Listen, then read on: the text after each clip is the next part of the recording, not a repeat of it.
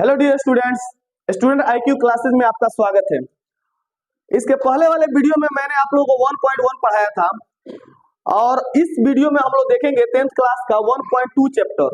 तो ये 5 से 7 मिनट का वीडियो है और इसमें से बहुत सारे क्वेश्चन बनते हैं ऑब्जेक्टिव में विशेषतः।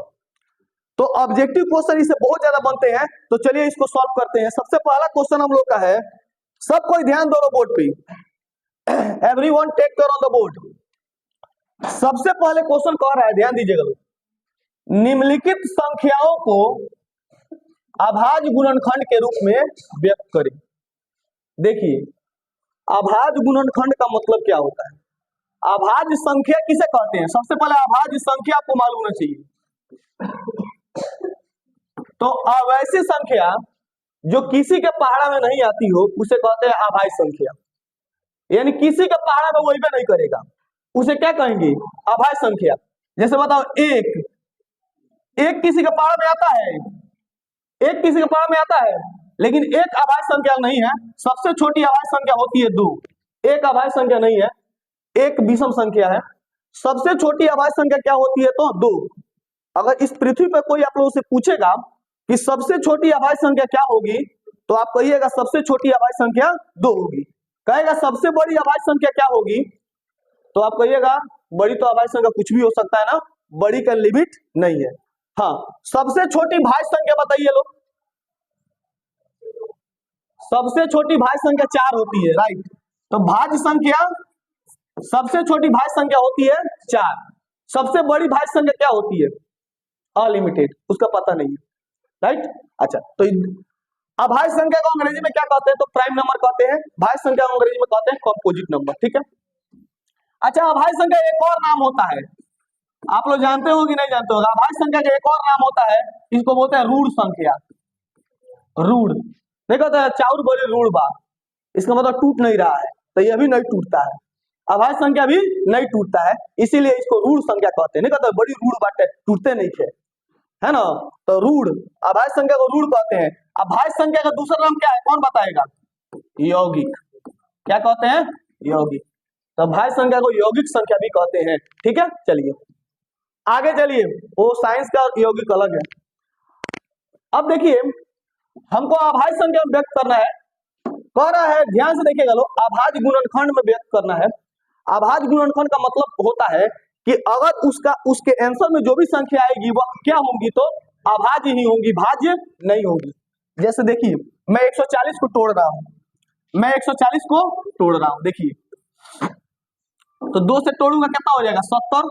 2 से तोड़ूंगा कितना होगा? 35। फिर ये 3 से नहीं घटेगा। देखो, अभाज्य गुणनखंड में जब भी आप तोड़िएगा ना, तो सबसे पहले 2, फिर 3, फिर 4, फिर 5, ऐसे करके। ये नहीं कि एके बेरी 5 से, एके बेरी 50 से, ऐसे नहीं, समझ रहे ना। छोटा सा स्टार्ट करेंगे, फिर ये टूटेगा 5 से, 7 बचे। बताओ, इसका जो आंसर आया 2 अभाज्य संख्या है कि नहीं है? 2 अभाज्य संख्या है कि नहीं है? 5 अभाज्य संख्या है कि नहीं है? 7 अभाज्य संख्या है कि नहीं है? है। ये सभी संख्या अभाज्य संख्या है, इसीलिए हम कहते हैं कि अभाज्य गुणनखंड में टूटना। तो ये 140 किसमें टूट गया? अभाज्य गुणनखंड में टूट गया। क्यों टूट गया? क्योंकि इसके आंसर में जो भी आया वो सभी संख्याएं क्या है? तो अभाज्य है, इसीलिए इसको कहते हैं अभाज्य गुणनखंड में तोड़ दो। तोड़ो, लेकिन किस में तोड़ दो? अभाज्य गुणनखंड में। तो देखो, तो इसके आंसर में जो भी आया वो अभाज्य संख्या है कि नहीं है? तो ये तोड़ के इसके बाद जैसे कहेगा आंसर में ना, कहेगा 140 का अभाज्य गुणनखंड तोड़िए, तो ऐसे तोड़ दीजिएगा लोग। इसका आंसर लिखिएगा 2 क बेर है? 2 बेर, तो 2 बेर। 5 क बेर है? 1 बेर। 7 क बेर है? 1 बेर। इसका आंसर हो गया 140 का आंसर कितना हो गया? 2 बेर है तो 2 बेर, 5 1 बेर है तो 1 बेर, 7 1 बेर है तो 1 बेर। 140 का आंसर कौन कौन लिख देगा? आ जाएगा। अब इसमें से मैं सबसे बड़ा इसको तोड़ देता हूँ, आप लोग तोड़ लीजिएगा, ठीक है। 3825 को मैं तोड़ रहा हूँ, थर्ड को। देखो स्टूडेंट, तोड़ने से पहले ध्यान रखेंगे क्या कि लास्ट में 5 है, तो हबड़ा के एक बार 5 से नहीं तोड़ेंगे। देखेंगे कि क्या 2 से कटेगा? तो बिल्कुल नहीं कटेगा। क्यों नहीं कटेगा? क्योंकि लास्ट में 5 है, तो 2 से तो कटेगा नहीं। जिसके लास्ट में 2 4 6 8 रहता है वो 2 से कटता है, तो ये 2 से नहीं कटेगा। तो फिर किससे चेक करेंगे? 3 से। तो आप कहिएगा सर 3 से कैसे चेक करेंगे? तो बताए थे संख्या को जोड़ेंगे, तो 5 2 7 7 8 15 15 3 18, 18 3 के पढ़ा में आता है ना। तो ये 3 से कट जाएगा। संख्या को जोड़ने पर अगर 3 के पहाड़ा में आ जाता हो तो वह 3 से कटेगा, तो पहले 3 से कटाएंगे। अच्छा, आप लोग अगर हड़बड़ी करते तो 5 से पहले लगाते कि नहीं लगाते, तो गलत हो जाता कि नहीं गलत हो जाता, इसीलिए हम पहले 3 से। तो देखो इसको 38 है 3 से लगाएंगे तो 8 3 9 3 27, 10 3 30, 12 3 36, 12 3 36, तब 12 3 कितना हो गया 36, बचा कितना 2, मैंने मन में अब करेंगे, हम मन में करेंगे। 38 में 36 गया तो कितना बचा 2, 2 और 2 कितना हो गया 22, तो 7 3 का 21, बचा कितना 1, 1 और 5 15 है, तो 5 3 15 है, ठीक है समझ रहे हो। तो फिर देखो 7 5 12, 12 2 14, 14 1 15, फिर 3 से कटेगा, फिर 3 से कटेगा ना। तो चलो 4 3 12 है 25 3 75, नहीं 4 3 12 25 3 75, 425 आ गया। 4 2 6 6 5 11, अब 3 से नहीं कटेगा, अब डायरेक्ट दिखाई दे रहा है 5 से कटाएंगे, तो 8 5 40, हाथ तो बचा 2 2 और 5 25 हो गया, तो 5 25, फिर 5 से लगाएंगे 17 5 50, अब नहीं टूटेगा, अब टूटेगा नहीं टूटेगा, तो इसका आंसर हो जाएगा 3 2 बेर है तो 3 2 बेर, 3 2 बेर, 5 2 बेर है तो 5 2 बेर, और 17 1 बेर है तो 17 1 बेर, यही आंसर हो गया, समझ ना। तो ऐसे बना दीजिएगा आप लोग। एक और हम तोड़ देते हैं, ये 7429 को, ये 1000, ये बहुत आसान है। पांचवा क्वेश्चन आपका, चौथा क्वेश्चन बहुत आसान है। चौथा क्वेश्चन जो 5005 है ना, इसका आंसर डायरेक्ट हो जाएगा, 5 से कटेगा तो ये हो जाएगा 1001, 1001, आई फिर कटाइएगा तो आप चेक कीजिए किससे कटने वाला है, क्या यह 13 से कटेगा, 13 से कटेगा 1001, तो 13 13 13 5 13 6 78, 13 7 91, 13 7 91, 13 7 91, 10 में से 1 गया तो 9, ये क्या हो गया कट गया, फिर 13 7 91, वाह 13 से कट गया ना जी, 13 से कट गया, तो 13 से कटेगा कितना बेर में 77 बेर में, तो 13 और यहाँ पे लिख देंगे 77, हम रैंडमली मारे लेकिन काम कर गया है। हम पहले हम चेक करते 13 से, फिर हम चेक करते 17 से, क्योंकि ये सब थुथुर ना नंबर है, सब ये सब थुथुर नंबर है, सब ये डायरेक्ट 13 17 से लगाते हैं हम लोग, समझ रहे ना। तो इसका आंसर क्या हो जाएगा, इसका आंसर हो जाएगा 5 गुने 13 गुने 17, इसका डायरेक्ट आंसर क्या हो जाएगा 5 गुने 13 गुने 17, 77, अच्छा 5 गुने 13 गुने 77, ठीक है 5 गुने 13 गुने 77, तो इसका 5005 का आंसर आ गया। कोई दिक्कत है आप लोग को, कोई दिक्कत नहीं ना है। तो ये क्वेश्चन अब एगो इसको तोड़ लीजिए, ये तोड़ दें हम, अच्छा ये दिखाई दे रहा है इधर, दिखाई दे रहा है, तो चलो इसको तोड़ देते हैं। देखो 7429 को हम तोड़ रहे हैं, किसको तोड़ रहे हैं 7429 को तोड़ रहे हैं, ध्यान दीजिएगा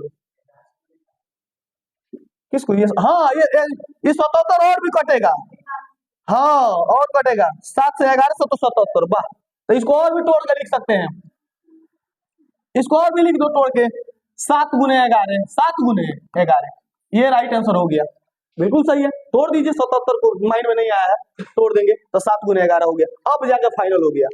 77 लिखते तो गलत हो जाता, हमारा भी माइंड में 77 अगर लिखते तो क्या होता गलत, क्यों, क्योंकि 77 टूटने वाला था ना अभी, तो इसीलिए 7 गुने 11, बहुत अच्छा, ठीक है। 7429 को तोड़िए तो 9 2 11, 11 4 15 है, 15 7, 15 7 22, 7 4 11, 11 2 13, 13 आ 9, 13 7 20, 20 2 22, तो ये तो 3 से कटेगा नहीं, 4 से भी नहीं कटेगा, 5 से भी नहीं कटेगा, 6 से भी नहीं कटेगा, 7 से चेक करते हैं, किससे चेक करते हैं 7 से, तो 7 से चेक करते हैं, 7 4 2 9, 7 4 2 9, 7 एकम 7 कट गया, 4 नहीं भाग लगेगा, 0 देके 2, 7 6 42, नहीं कटेगा, 7 से भी नहीं कटेगा, 9 से भी नहीं कटेगा, 11 से चेक करते हैं, तो 9 में 9 4 13, और 13 में से 9 गया 4, ये नहीं कटेगा, 11 से भी नहीं कटेगा, 11 से भी नहीं कटेगा, 13 से चेक करते हैं, किससे चेक करते हैं 13 से, तो 13 से चेक करेंगे 74 29, 74 29, ध्यान देना लोग, तो 13 चौका 52, 13 पचे 65, 13 पचे 65, 14 में से 5 गया तो 9, ये हो गया 31 2, 13 7 91, ये हो गया 1, ये कट गया, फिर 9 उतरेगा, नहीं कटेगा, 13 से भी नहीं कटेगा। अब किससे चेक करेंगे, अब 17 से चेक करेंगे, अब किसे चेक करेंगे? 17 से। 74 29, 74 29, 17 5 85, 17 चौका 68, 17 चौका 68, 14 में गया तो 6 कट गया 2, 17 चौका 68 तो 17 तिया 51 हो जाएगा, 17 तिया 51 1, ये भी हो जाएगा 17 7 119, वाह 437 कट गया। तो ये कट गया किससे? 17 से। किससे कट गया? 17 से। कितना बार में? 437। किससे कट गया? 437। अब फिर देखेंगे 437 किससे कट रहा है? 437 किससे कट रहा है? तो 437 को चेक करेंगे 19 से। किससे चेक करेंगे? 19 से। तो 19 में 437 से, तो 19 दूना 38, 19 दूना 38, 13 में से हट गया तो 5 है, कट गया 7, 19 तिया 57 कट गया, 19 से कट गया, 19 से कट गया कितना? 23। यही आपका राइट आंसर होगा, 17 गुने 19 गुने 23, 17 गुने 19 गुने 23। देखिए हम तोड़ के लिखे हैं, कोई चोरी करके नहीं लिखे हैं, आपके सामने हमने तोड़ा है ना, मेहनत किया है तो ये टूट गया। आप लोग मेहनत कीजिएगा तो ऐसे क्वेश्चन क्या करिएगा? तो तोड़िएगा। कोई दिक्कत? तो ये क्वेश्चन अभाज्य गुणनखंड में व्यक्त करना किसको किसको समझ में आया? सबको समझ में आ गया? अब ये हल्का हल्का है, चाहे भारी भारी क्वेश्चन है, आप बना सकते हैं, कोई दिक्कत नहीं है, तोड़ना ही ना है। आइए आप लोग बचपन से तोड़ते आ रहे हैं, 10th क्लास के स्टूडेंट है तो जरूर तोड़ दीजिएगा अगर अच्छे से पढ़ाई की है तो चलिए इसको हम आगे बढ़ते हैं अपने नेक्स्ट टॉपिक की तरफ। चलिए स्टूडेंट यहाँ पर ध्यान दीजिएगा लोग, सब कोई पूर्णांकों के निम्नलिखित युग्मों के HCF और LCM ज्ञात कीजिए तथा इसकी जांच कीजिए कि दो संख्याओं का गुणनफल HCF गुने LCM होता है। अब हम लोग पढ़ेंगे कि HCF एंड LCM, HCF और LCM ज्ञात करना। क्या पढ़ेंगे? HCF और LCM ज्ञात करना। तो स्टूडेंट HCF और LCM हम लोग भाग विधि से भी ज्ञात करते हैं। किस विधि से? भाग विधि से। और हम लोग गुणनखंड विधि से, गुणनखंड विधि से, दो विधि से मेनली आप लोग यहाँ पे ज्ञात करेंगे। लेकिन चूंकि यहाँ पे कहा है कि HCF और LCM ज्ञात कीजिए, लेकिन ये नहीं कहा है कि किस विधि से ज्ञात करें, तो हम कोई भी विधि अपना सकते हैं। ठीक है, यहाँ पे चूंकि नहीं कहा है कि कौन विधि अप्लाई कीजिए, तो हम किसी भी विधि से क्या कर सकते हैं? तो ज्ञात कर सकते हैं। तो आप लोग HCF और LCM निकालना तो जानते ही हैं कि नहीं जानते हैं? सब कोई को पता है। तो चलिए हम शुरू करते हैं। सबसे पहले हम इसको अभाज्य गुणनखंड विधि द्वारा सॉल्व करेंगे, ठीक है ना, क्योंकि 10th क्लास में है तो अच्छा नहीं लगेगा अन्य मेथड में सॉल्व करना। तो चलो 1 नंबर, दूसरा का 1वां, देखना ध्यान से। हमको इसको HCF भी निकालना है और LCM दोनों निकालना है, HCF और LCM दोनों निकालना है। तो कैसे निकालेंगे? ध्यान दीजिएगा लोग, हम अभाज्य विधि का प्रयोग करते हैं। किस विधि का? एक क्वेश्चन बताएंगे, ध्यान दीजिएगा लोग। अभाज्य विधि से LCM और HCF कैसे ज्ञात करें? तो क्या कीजिएगा? दोनों को तोड़िएगा, दोनों को तोड़िए। 2 से 13, अब नहीं ना काटेगा, डायरेक्ट हो जाएगा 13 दूना 26, 26 को तोड़िएगा तो 2 से 13 दूना 26 हो गया। फिर 91 को तोड़िएगा, 13 7 91, बस ये 2 बार में टूट गया ना। अब ध्यान दीजिएगा स्टूडेंट, यहाँ पे समझने वाली बात यही है कि आप लोग को यही समझना है। अब देखिए कैसे, क्या करेंगे? हम इसको ऐसे लिख देंगे, ऐसे 2 गुने 13 और 7 गुने 13, 2 गुने 13 और 7 गुने 13, ये दोनों संख्याएं ऐसे लिख देनी है आप लोग को। लिख दीजिएगा ऐसे, इसको तोड़ के इसको लिख देना है, ठीक है। अब इसको लिखिएगा लोग, लिखने के बाद क्या होगा? इन दोनों में कॉमन करेंगे, इन दोनों में क्या करेंगे? कॉमन करेंगे कि आखिर दोनों में कौन मिल रहा है। तो देखो ये दोनों में 13 मिल रहा है कि नहीं मिल रहा है? 13 मिल रहा है ना। तो जब दोनों में 13 मिलेगा तो जो चीज दोनों में मिलता है उसको कहते हैं HCF। क्या बोले हैं? दोनों में जो चीज मिलेगा उसको कहेंगे HCF। तो देखो HCF बराबर हो जाएगा, दोनों में 13 मिल रहा है तो 13 आंसर हो जाएगा। तो HCF हमारा हो गया कितना? 13। HCF हो गया 13, ठीक है, HCF हो गया 13। लेकिन अब आपको निकालना है LCM। तो देखो एलसीएम का एगो ट्रिक बताते हैं आप लोगों को। एलसीएम निकालने का क्या बताते हैं, एगो ट्रिक बताते हैं, ध्यान दीजिए। आप बताइए एक चीज, अगर आप कहीं जा रहे हैं, मान लीजिए कि आप बेतिया जा रहे हैं और रोड पे पंसुइया गिरा हो और सोटकिया गिरा हो, और आपको माने आपको कोई कहेगा कि बाबू इसको तुम में से दोनों में से कोनो एगो चूज करना है, ठीक है। माने एक, अब ये नहीं कि ईमानदार बनिए आप लोग, हाँ हम सोटकिया नहीं उठा, हम पंसुइया नहीं उठाएंगे, हम सोटकिया उठाएंगे। अच्छा, माने गिरा है उसको उठाना है, ये ह्यूमन साइकोलॉजी है। आप बताइए दोनों में कौन चूज कीजिएगा? जाहिर सी बात है पंसुइया चूज कीजिएगा।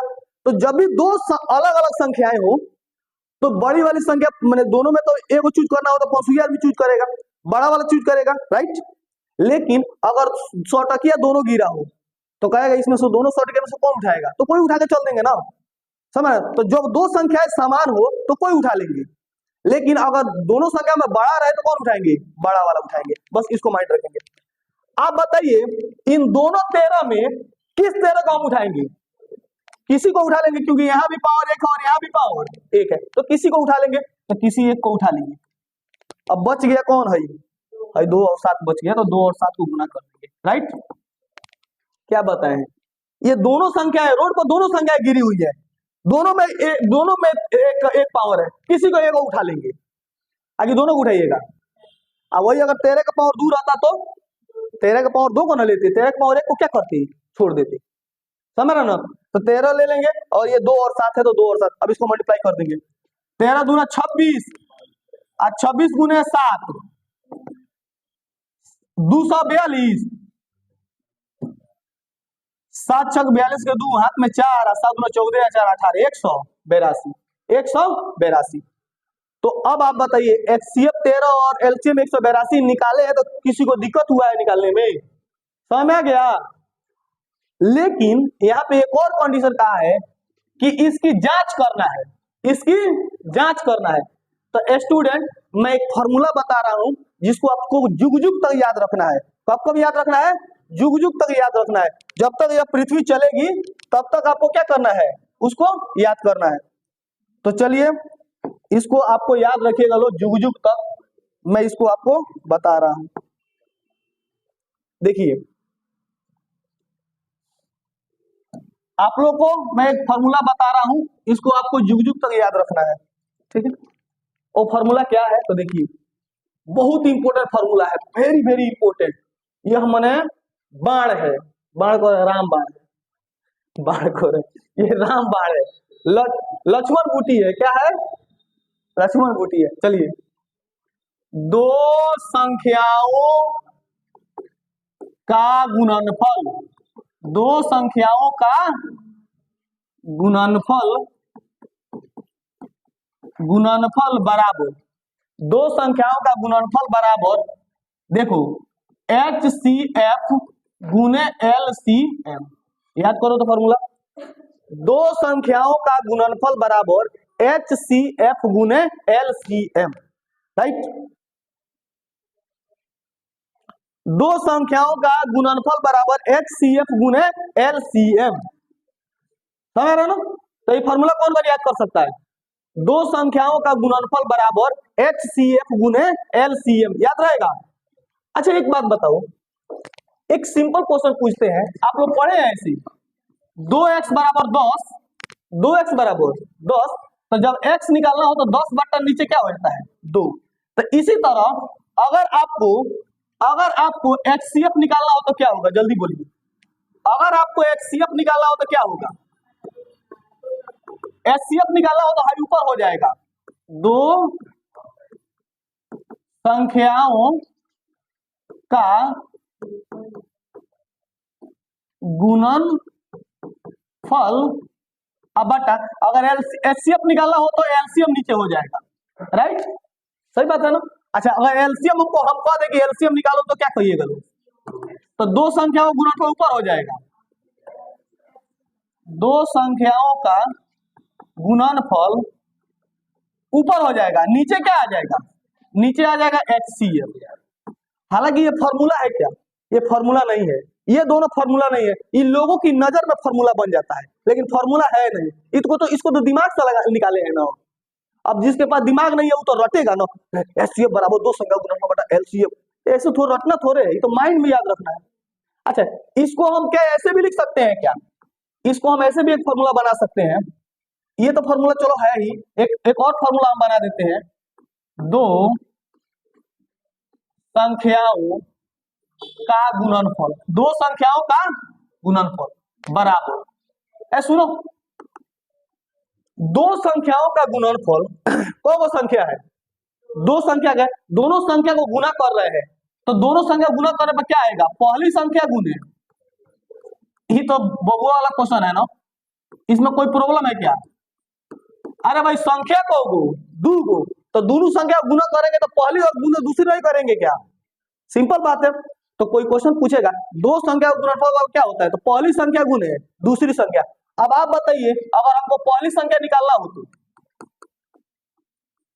बोलिए, पहली संख्या निकालना हो तो 2 संख्याओं का गुणनफल, 2 संख्या का गुणनफल ऊपर हो जाएगा, नीचे क्या आ जाएगा, दूसरी संख्या, हाँ या ना।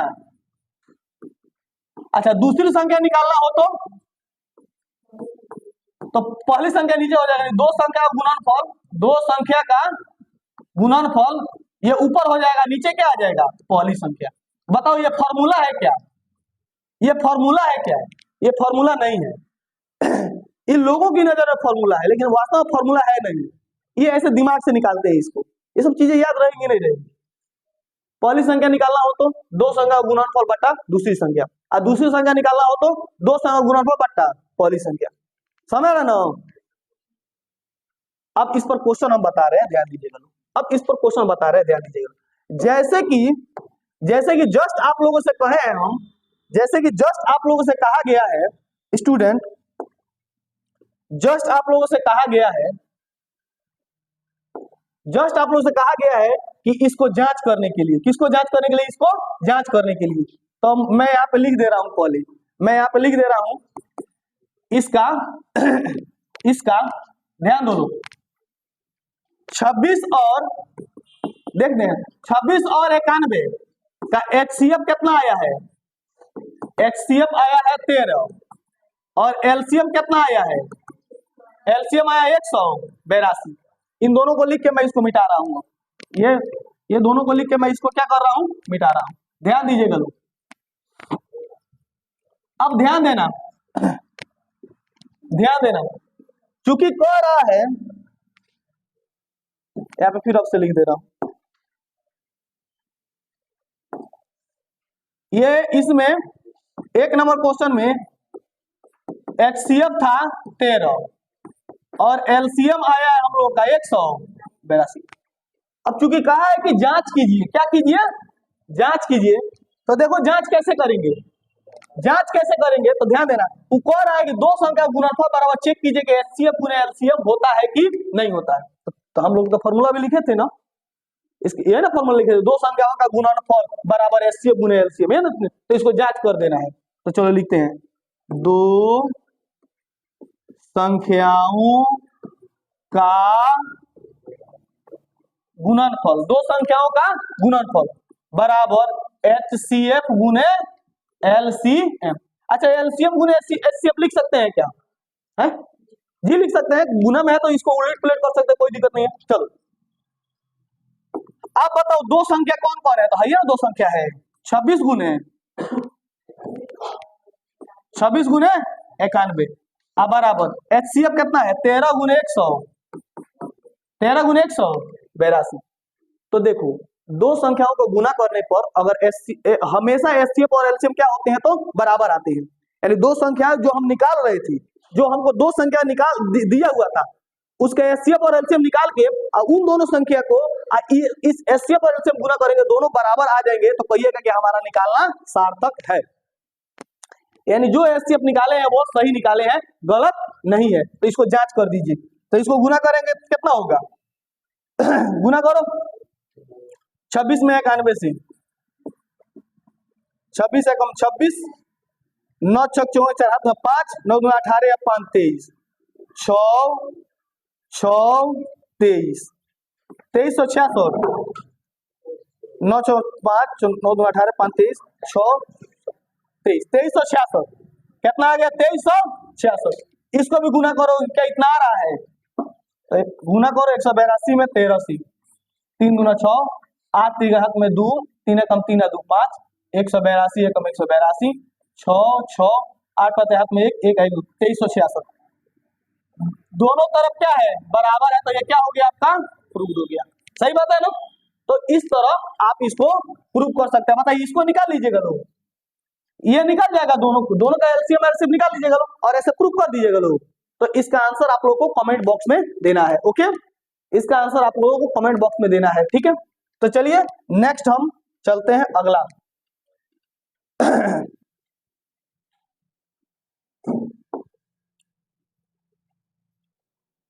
तीसरा नंबर क्वेश्चन पे आते हैं।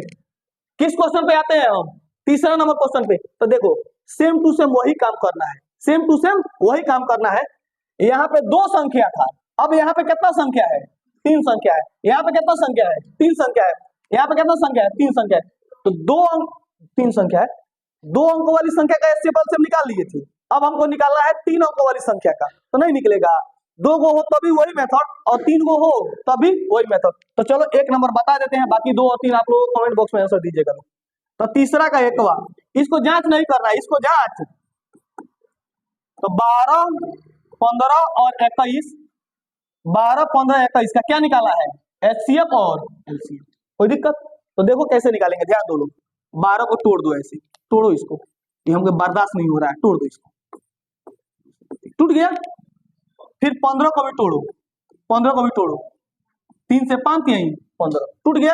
फिर 21 को भी तोड़ो, 3 से 7 तिरका 21, समझ में आएगा ना। तो देखो सभी अभाज्य संख्या है कि नहीं है, 3 भी अभाज्य संख्या है, 7 भी अभाज्य संख्या है, 3 भी अभाज्य संख्या है, 5 भी अभाज्य संख्या, सभी अभाज्य संख्या दिखाई दे रही है।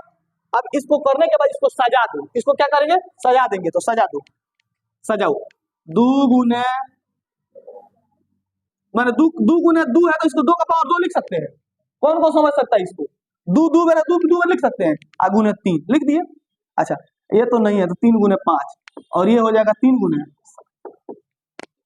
जरा बताओ आप लोग, एक बात बताओ, इन तीनों में क्या कॉमन है। इन तीनों में देखिए 3 कॉमन है, यहाँ भी 3 है, यहाँ भी 3 है और यहाँ भी 3, तीनों में 3 कॉमन है। तो इसका मतलब है कि एचसीएफ हो गया कितना, 3। तीनों में 3 ही ना मिल रहा है, तो तीनों में 3 मिल रहा है तो 3 ले लेंगे, राइट। तीनों में 3 मिल रहा है तो एचसीएफ 3 हो जाएगा। तीनों में 5 मिल रहा है, तीनों में 5 आंसर, लेकिन 5 तो तीनों में नहीं ना है, ये वो कम है। तो जब 2 अंक वाला होता है तो 2 अंक देखते हैं, और 3 अंक वाला होता है देखते हैं तीनों में कौन संख्या बराबर है। तीनों में 3 मिल रहा था, एचसीएफ 3 हो गया। लेकिन अब एलसीएम के लिए थोड़ा सा दिमाग लगाते हैं, जैसा कि हम आप लोगों को दिमाग लगाना सिखा देंगे। कैसे भाई बताओ, यहाँ भी 1 है, यहाँ भी 1 है, यहाँ भी 1 है, तो इन तीनों में से एगो निकाल दो, ठीक है, तीनों में से एगो निकल गया। अब सोचेंगे हम कि यहाँ पे 5 है, यहाँ पे 7 है और यहाँ पे कितना है, 2 है यहाँ पे। तो ये 2 का पावर 2 ले लेंगे, 2 का पावर 2 ले लेंगे, यानी 2 का पावर 2 ले लेंगे, यानी 2 गुना 2 ले लेंगे, ठीक है। अब बच कितना गया, 5 गुने, 5 गुने, यानी जो मिल रहा है उसको ले लिए, और जो बच गया उसको क्या करेंगे, लिख देंगे, जो बच गया उसको लिख देंगे, कोई दिक्कत। अब गुना कर देंगे, 3 दूना 6, 6 दूना 12, 12 25 60, 6 7 420 आपका क्या हो गया, तो एलसीएम हो गया। एलसीएम कितना हो गया, 420 हो गया। कोई दिक्कत। कभी लगे कि आप बहुत कमजोर स्टूडेंट हैं, कभी लगे आप बहुत कमजोर स्टूडेंट है और आपको ऐसे नहीं निकालने आ रहा है, हो सकता है वो गलत हो जाए, तो आप अलग क्या कीजिएगा, कॉपी में चोरा के जांच कर लीजिएगा। 12 15 21 के चोरा के ऐसे क्या कर लीजिएगा, तो जांच कर लीजिएगा, ठीक है ना। ये दादा निकाले हैं, सही है कि नहीं है, तो चोरा के देखा के नहीं, जांच कीजिए। तो 3 से कटाओ, 4 3 12 5 3 15 7 तिरका नहीं ना कटेगा, तो 4 3 12 12 5 6 7 42, यहाँ भी 420, यहाँ भी 420, इसका मतलब ऐसे हम निकाले हैं तो सही है, ठीक है। समझ रहे हो, तो ऐसे निकालना आता है ना, तो ऐसे निकाल के यहाँ पे जांच कर लेंगे, कोई दिक्कत। तो हमारा आंसर आ गया। बताइए वो क्वेश्चन बता दिए, और एगो बता के दिखा देगा, एक और बता के दिखा दे कि आप लोग बना लीजिएगा। तो ये सब आप बनाइएगा, ठीक है ना। तो चलिए हम लोग मूव करते हैं नेक्स्ट क्वेश्चन की तरफ।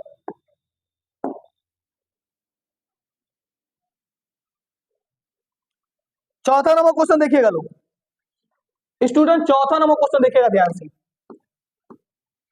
कह रहा है HCF दिया हुआ है 306 और 657 का 9, तो एलसीएम निकालना है 306 और 657 का। तो बताओ आप लोग पढ़े हैं एलसीएम बराबर क्या होता है? चौथा एलसीएम बराबर पढ़े हैं क्या होता है? एलसीएम बराबर पढ़े हैं दो संख्याओं का गुणनफल, दो संख्याओं का गुणनफल अब बट्टा एलसीएम निकाला होता है, एचसीएफ होता है नीचे ना, होता है ना। तो दो संख्या कौन कौन है? 306 और 657, दो संख्या दिया हुआ है ना 306 और 657। एचसीएफ दिया हुआ कितना? 9, एचसीएफ 9 दिया है ना। अब कटा देंगे, इसको कटा दो, कटा दो। 9 तिरका 27, बचा कितना? 3, 3 6 36, 6 1 36, सॉरी 4 9 36, ये 9 है ना, ये 9 है ना। तो यहाँ पे हटाना अजीब है भाई, HCF तो ये हो जाएगा 306 गुने 657 अब बट्टा 9 कटेगा 9 से 3 9 27, हाथ बचा 3 6 36, 4 9 36, 4 9 36। अब गुना कर देंगे, गुना कर देंगे 657 में कितना से? 34 से, 657 में 34 से गुना करेंगे, ठीक है ना। 600 तो 22,338 का आंसर आएगा। कितना आएगा? 22,338, 22,338 राइट है, 22,338। ठीक है, देखो तुम 4 सटा हाथ में 2 और 4 5 20 है 2 22 के 2 हाथ में 2 और 4 6 24 है 2 26, 3 7 21 के हाथ में 2, 3 5 15 2 7 में 1, 3 4 18 1 19, 8 3 7 4 3 हाथ में 1 19 2 21 1 22, 22,338। ठीक है, ये आंसर हम लोग को पढ़ाते पढ़ाते याद है, तो 22,338 का आंसर हो जाएगा। कोई दिक्कत? चलिए अब इस 5 नंबर क्वेश्चन की तरफ ध्यान से देखिए आप लोग, ठीक है, खूब ध्यान से। कह रहा है जांच कीजिए कि क्या किसी प्रकृत संख्या, आप लोग जानते हैं प्रकृत संख्या 1 से स्टार्ट होती है, के लिए n के लिए 6n 0 पर समाप्त होगा। तो जब भी ऐसे क्वेश्चंस आते हैं वो ऑब्जेक्टिव में आते हैं, न कि सब्जेक्टिव में पूछे जाते हैं। अगर सब्जेक्टिव में पूछ भी दिए जाए तो हम उसका अच्छे से जवाब दे देंगे, बात खत्म, समझ रहे ना। तो देखिए कैसे करेंगे। क्वेश्चन अगर कह देगा कि क्या 6n 0 पर समाप्त होगा, क्या 4n 0 पर समाप्त होगा, क्या 8n 0 पर समाप्त होगा, क्या 10n 0 पर समाप्त होगा, क्या 12n 0 पर समाप्त होगा, ऐसे क्वेश्चन आ जाए तो क्या कीजिएगा, आप इसको तोड़िएगा, इसका फैक्टर कीजिएगा। जैसे कि 6 को तोड़िएगा तो मिलेगा 2 गुने 3, 4 को तोड़िएगा तो मिलेगा 2 गुने 2, 8 को तोड़िएगा मिलेगा 2 गुने 2 गुने 2, 10 को तोड़िएगा मिलेगा 2 गुने 5, 12 को तोड़िएगा मिलेगा 2 गुने 2 गुने 2 दूना 4 4 3 12। तोड़ा आ गया। तोड़ने के बाद अगर सबको तो नहीं पूछेगा ना, एक ही क्वेश्चन अब पूछेगा।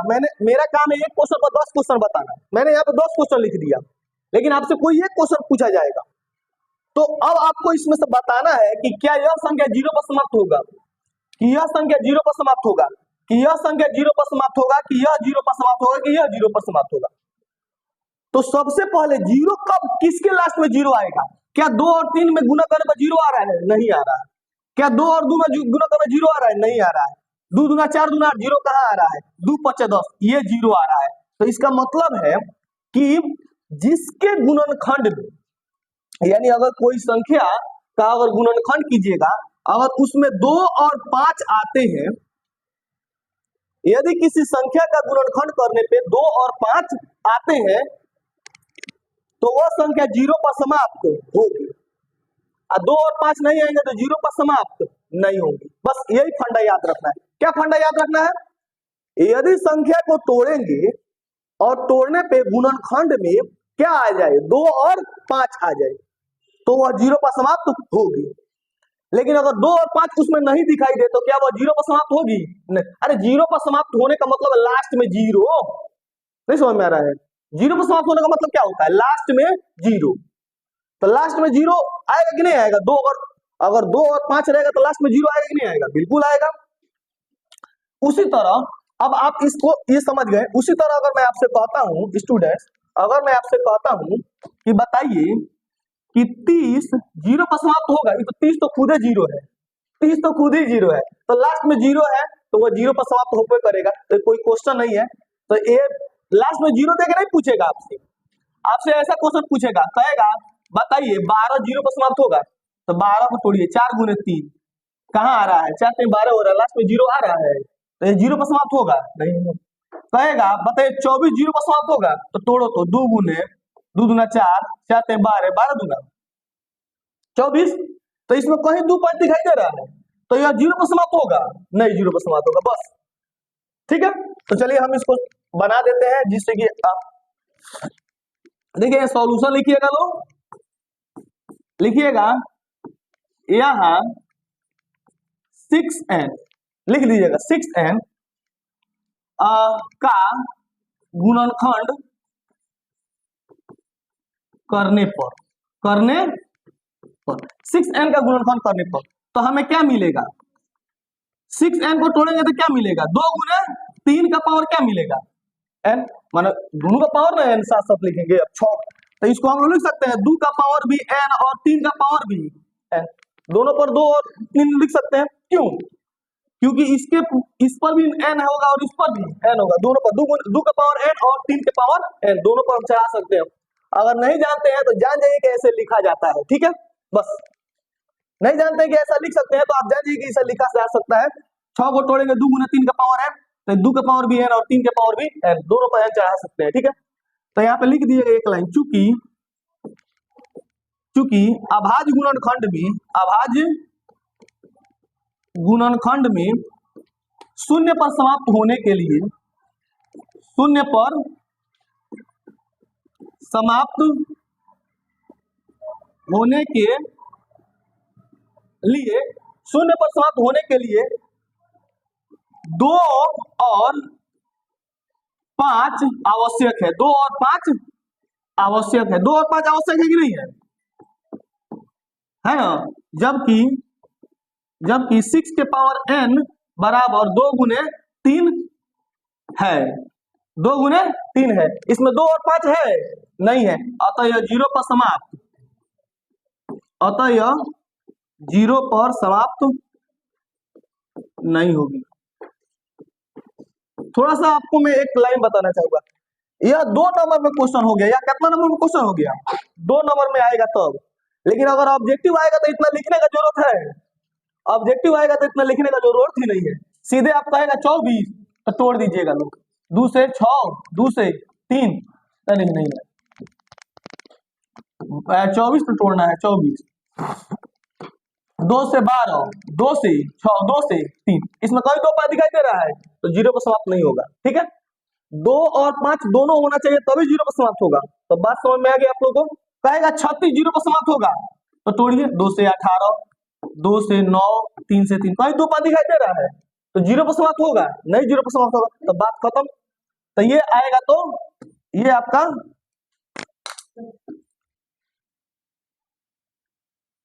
आपका हो गया चलिए ये क्वेश्चन आपका हो गया।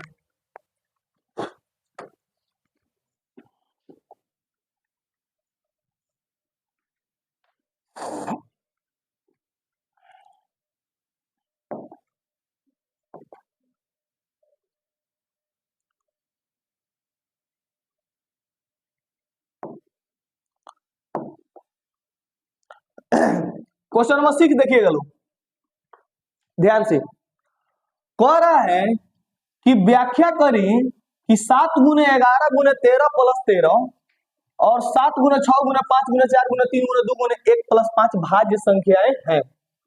आप जानते हैं कि भाज्य संख्या के लिए कम से कम 3 गुणनखंड होना चाहिए, कम से कम कितना गुणनखंड होना चाहिए, 3, अगर 2 गुणनखंड रहता है तो वह अभाज्य संख्या कहलाता है, यानी जैसे कि 5, तो 5 क्या है, 5 का 2 ही गुणनखंड है, 1 और 5, तो ये एक अभाज्य संख्या है, यह एक अभाज्य संख्या है। लेकिन 4, तो 4 देखिए 2 दूना 4, फिर 2 से कटेगा 1 दूना 2 है, तो इसका गुणनखंड कितना है, 3 है ना, तो कम से कम 3 अगर गुणनखंड आता है तो वह संख्याएं क्या होती है, तो भाज्य संख्या होती है। कुछ नहीं रहेगा तब वो कितना रहेगा, एक रहेगा। कुछ नहीं रहेगा तब वो कितना रहेगा, एक रहेगा। तो यहाँ पे 4 कट गया, लेकिन 1 गुना 2, तो इसमें कौ गुणनखंड है, 3 गो, तो इसीलिए 4 एक भाज्य संख्या है। लेकिन 2 को तनी मजा लो तोड़ के दिखा देगा, तो नहीं 2 टूटेगा 2 या 1 से, तो इसका गुणनखंड कितना है, मात्र 2 ही है। तो जब इसका गुणनखंड 2 है तो इसका मतलब है यह एक अभाज्य संख्या है और यह एक भाज्य संख्या है। ठीक है, सॉल्यूशन यहाँ पे लिख सकते हैं आप लोग। पहले यहाँ पे लिखेगा सॉल्यूशन, सॉल्यूशन। ठीक है, देखिए 13 कॉमन कर लेंगे। 13 क्या करेंगे, कॉमन करेंगे, कितना बचेगा, 7 गुने 11 गुने 1 प्लस फिर यहाँ पे कितना बचेगा, 1 बचेगा। तो 13 1177, और यहाँ पे कितना बच गया, 1। तो 13 गुने 77 है 1 78, और फिर बाद में कुछ नहीं जो बचा, क्या बचा है, कुछ नहीं बचा है। तो लास्ट में क्या बचा है, तो 1 बचा है। अब बताइए इसका कितना गुणनखंड है, तो कहिए सर इसका 3 गुणनखंड है। तो 3 गुणनखंड है तो यह क्या है, तो भाज्य संख्या है। एक बार और समझिए, 13 इसमें से दोनों में है तो 13 निकाल लिए, और 7 गुने 11 गुने 1 प्लस 1 लिख दिए हैं, 11 7 77 और 1 78। तो 13 गुने 78 गुने कुछ नहीं तो क्या है, 1 है लास्ट में। तो इसका 3 गुणनखंड है तो यह भाज्य संख्या है। उसी तरह इसको देखो और लिख देते हैं, और इसको देखो 7 गुने 6 गुने 5 गुने 4 गुने 3 गुने 2 गुने 1 प्लस 5। इन दोनों में से 5 निकाल दो तो 5 निकाले, 7 गुने 6 गुने 1 गुने 4 गुने 3 गुने 2 गुने 1 प्लस 1 हो गया 5। 7 छक 42, 42 चौका 7 छक 42, 4 12 गुना 24, 42 में 24 से मल्टीप्लाई करो तो 42 में 24 से मल्टीप्लाई करो, 4 दूना 8, 4 चौका 16, 2 दूना 4, 4 दूना 8, 8 6 4 10 के 16, हाथ में 1, 8 1 9 1 10, सही है। 1008, 1008 प्लस 1, तो 5 गुने 1008 है, ये कितना हो गया 1009। कुछ नहीं तो क्या है, कुछ नहीं बचा तो लास्ट में क्या बचा है 1। तो इसका भी गुणनखंड कितना है, 3 है ना, यानी यह भी क्या है, भाज्य संख्या है। तो यहाँ पे अतः प्रूव्ड हुआ ये दोनों के 2 से अधिक गुणनखंड है, 2 से अधिक गुणनखंड है, अतः ये भाज्य संख्याएं हैं। किसी को डाउट हो तो बोलो, किसी को डाउट हो तो बोलो। यहाँ पे 5 गुने 1009 गुने नहीं, ये जोड़ दिए हैं बाबू, यहाँ पे 1008 और 1 9 1009 हो गया है। कुछ नहीं बचा है तो यहाँ पे गुना में क्या है, 1 तो रहता ही है, इसीलिए इसके 3 गुणनखंड होगा। तो जब 3 गुणनखंड हो गए तो वह क्या बन जाती है, तो वह एक भाज्य संख्या बन जाती है, वह एक भाज्य संख्या बन जाती है।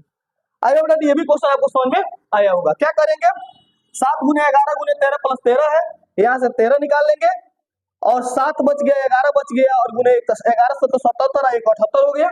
कुछ नहीं तो एक गुणनखंड में तो रहबे करता है, तो ये इसका गुणनखंड 3 आ गया, तो ये भाज्य संख्या है। फिर उसको भी इसी तरह 5 निकाल लेंगे और गुना कर देंगे, 1008 है 1009, कुछ नहीं बचा तो क्या बचा है 1। तो ये एक दोनों भाज्य संख्या है, समझ आ गया ना। तो ये से आपको बनाने के लिए आ जाए 2 नंबर में, तो आप ऐसे बनाइएगा, ठीक है।